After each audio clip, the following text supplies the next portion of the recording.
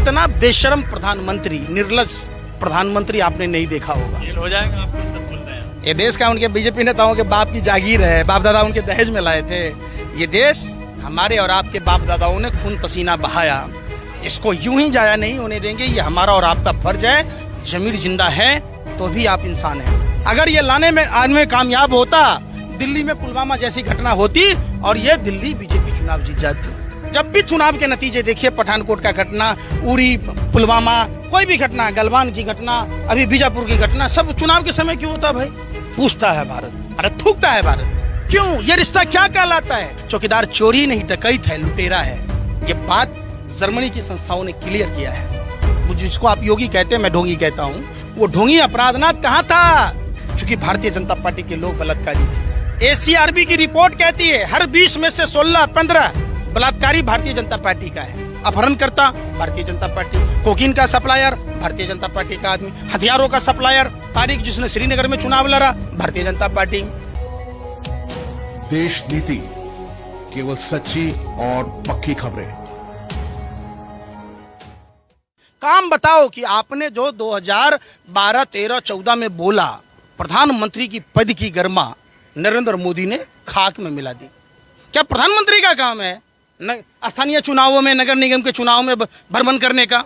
एक शिक्षक स्कूल में नहीं पढ़ाए, एक डॉक्टर अस्पताल में न जाए, एक कर्म अब मान लीजिए मजदूर है मजदूरी न करे, तो देश का क्या होगा? तो वो काम कीजिए ना। आपको जिस बात के लिए तनख्वाह लेते हो, वेतन भत्ता लेते हो, और एक बात नहीं समझ में आती, आप लोग सवाल नहीं पूछते। जब भी चुनाव होता है तभी हमारे भारत माँ के वीर सपूत शहीद क्यों होते हैं? क्यों होता है ऐसे कांड? जब भी चुनाव के नतीजे देखिए, पठानकोट का घटना, उरी, पुलवामा, कोई भी घटना, गलवान की घटना, अभी बीजापुर की घटना, सब चुनाव के समय क्यों होता भाई? क्या कहलाता है? आप समझिए। पुलवामा की घटना पर आइए।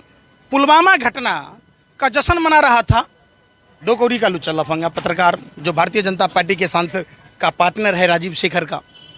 पूछता है भारत, अरे थूकता है भारत। पुलवामा के चैटिंग में पार्थो दासगुप्ता से जब उसको मालूम होता है, बालाकोट की घटना 26 को होती है, तो इसको मालूम होता है। अगर यही कॉन्फिडेंशियल जानकारी किसी दूसरे को हाथ लगता, हमारे भारत माँ के वीर सपूतों पर क्या बीतता? क्यों नहीं उस पर कार्रवाई होती है? अंबानी के घर के बाहर स्कॉर्पियो मिलता है। भाजपा के तमाम बागर बिल्ले, जैसे मानो किसी ने कुत्ते के पूंछ पर लात रख दिया हो, सांप के बिल में गर्म पानी डाल दिया हो, बिल बिल बिल करके बाहर निकल जाता। अंबानी के घर के बाहर का जो स्कॉर्पियो आप पकड़ लेते हैं।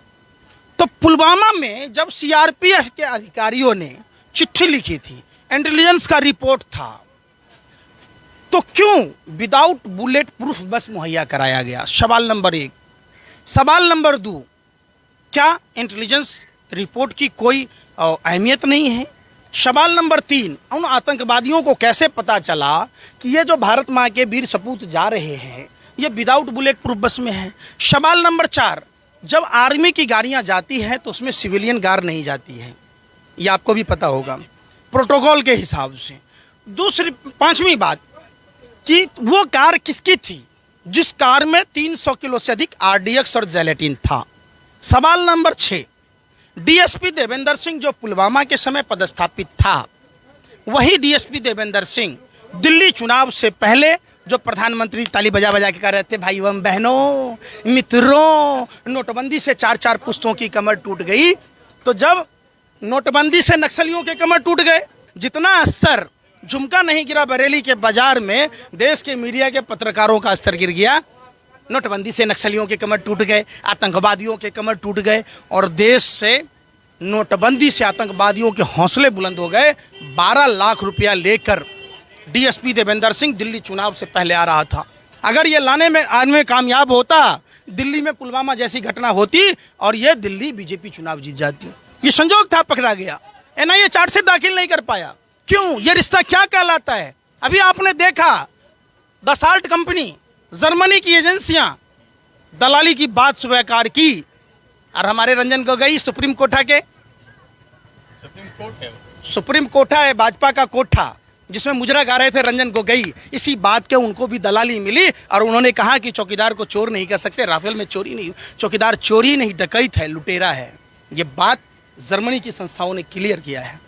योगी आदित्यनाथ लगातार कह रहे हैं कि पश्चिम बंगाल की महिला सुरक्षित नहीं है। भाजपा के नेताओं से पूछे राष्ट्रवाद शब्द कहाँ से आया, उनको नहीं पता। समझिए, हमारे धर्म में, मैं हिंदू हूँ, हिंदू धर्म बचाना मेरा प्रमुख